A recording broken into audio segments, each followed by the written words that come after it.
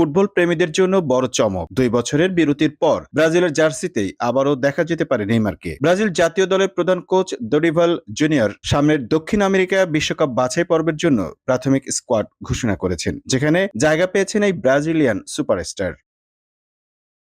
2023 সালের অক্টোবরে উরুগুয়ের বিপক্ষে বিশ্বকাপ বাছাই ম্যাচে হাঁটুর গুরুতর ইনজুরির পর থেকে জাতীয় দলের বাইরে ছিলেন নেইমার। দীর্ঘ পুনর্বাসন শেষে তিনি আবারও মাঠে ফিরেছেন ব্রাজিলের ঐতিহ্যবাহী ক্লাব সান্তোসের হয়ে, যেখানে সম্প্রতি দুর্দান্ত ফর্মে রয়েছেন।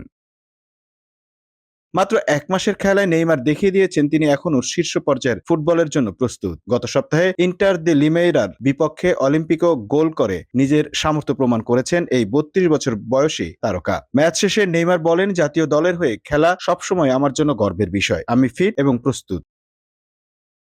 নেইমারের অন্তর্ভুক্তি ছাড়াও ব্রাজিলের এই স্কোয়াডে রয়েছে বেশ কিছু চমক। দলে সুযোগ পেয়েছেন তরুণ প্রতিভা এন্ড্রিক ও স্পেনে চমক দেখানো আন্তোনি। পাশাপাশি অভিজ্ঞতার তালিকায় রয়েছেন লুকাস মৌরা ও অস্কার। নিয়মিত তারকাদের মধ্যে আছেন মার্কুইনহোস, ব্রুনো গ্রিমাউলভেস, রাফিনিয়া, রদ্রিগো ও Vinicius junior.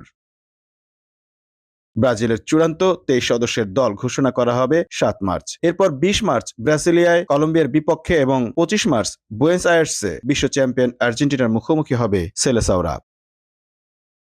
Mamun Mahfuz, Time News desk.